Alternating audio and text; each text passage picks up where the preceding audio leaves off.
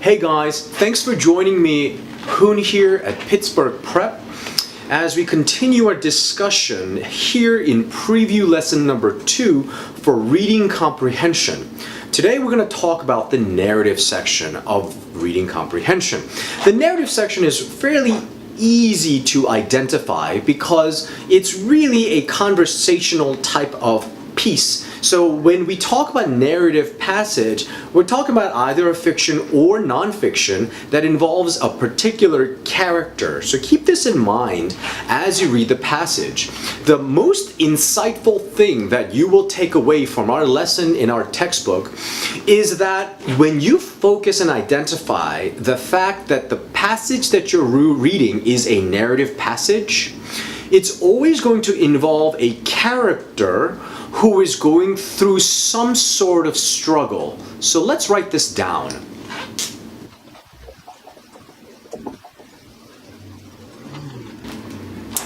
Now, the struggle can be something that the character is going through and having a lot of hardship, but it could also be something that's nominal.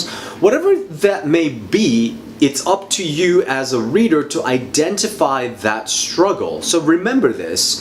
And surrounding this idea of a struggle is what feeds into the struggle, right? So if you think about it, like you've seen movies in the past and or read many books, and you know that whenever a character is going through a particular struggle, be it minor or major, there's always going to be some surrounding circumstances. So a part of understanding the character struggle is identifying the stimulus and then also being able to think about and readily analyze what the consequences may be.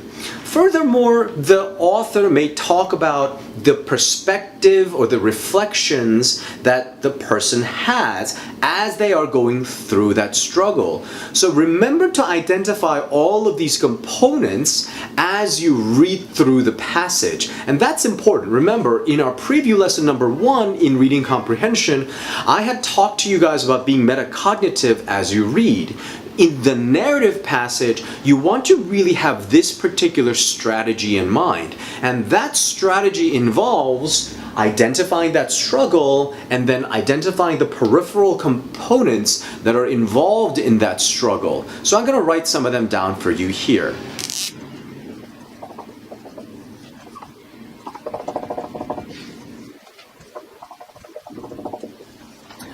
So some of the things that we can readily point to as the character is going through a struggle is what are the stimulus or the stimuli that cause the struggle, and then what are the consequential effects that the author or the character is going through as a result of that struggle, and then what are some of the reflective thoughts that the author or the character has as they had gone through that struggle. Now there are a few other components in here. We identify them in the textbook, so I want you to review them, but I wanted to at least give you a very quick preview of the lesson here.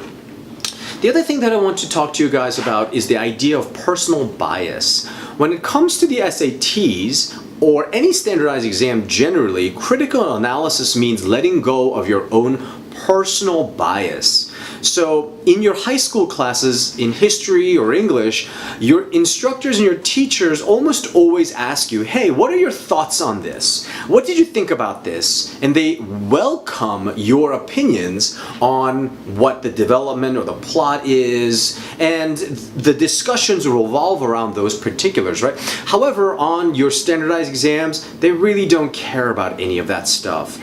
So since you're so used to talking about your own personal opinions, you want to start to really develop this skill where you have no longer your own personal input as you critically read and analyze the passages. So that's the other thing that we want to take note of as you start your learning journey here at Pittsburgh Prep, especially in your reading passages. All right, you guys, there's a lot of other things that I really want to tackle here with you, but we will go through them together in the next upcoming preview lessons together.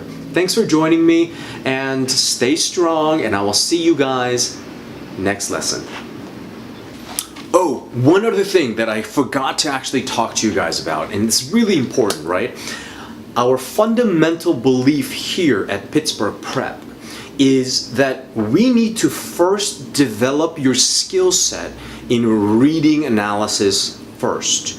A lot of people may give you advice to focus on the questions or understand or identify the question types or spend more time on the questions themselves, and it might seem like that might be the right way to go, but it can't be further from the truth, you guys. And you need to understand this from the very onset, all right? A lot of people are going to give you a lot of advice when it comes to your SATs, but as a professional and as an organization that's been doing this for, gosh, well over a decade, and I've been teaching this for, this is my 21st year at the moment of this recording, right?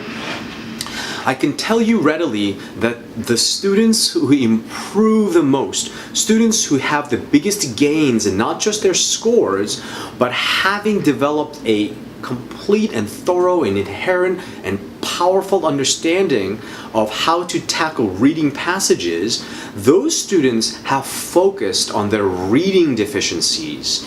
Because it makes sense, right?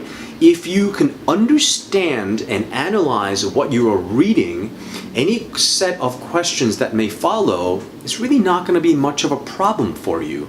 So if you think about it, if you try to focus mainly on the questions by skimming through the passage, you're doing yourself a disservice. You're not going to gain any kind of skill set or significant skill set that you can carry with you for the rest of your life. You're also going to waste a tremendous amount of time going back and forth for no reason, and also you're really not going to improve very much in your scores because you're going through these quote-unquote tips and tricks which we want to avoid, right? So I hope this made sense to you guys, and really understand our philosophy as we move forward here when it comes to the reading comprehension section, all right? And it might sound a little bit arrogant for me to say this, but I want you to understand that many of my students have come to me and said that the reading program that we teach here at Pittsburgh Prep has really significantly changed the way that they tackle reading, and it has changed really their entire perspective. So I want you guys to really feel the same way and develop this skill set in reading that you can carry with you for the rest of your life, all right? So without much more ado, go ahead and complete your lesson in our textbook, and once you're done and when you're ready to tackle preview lesson number 2, come visit us here and I'll see you then. All right, you guys.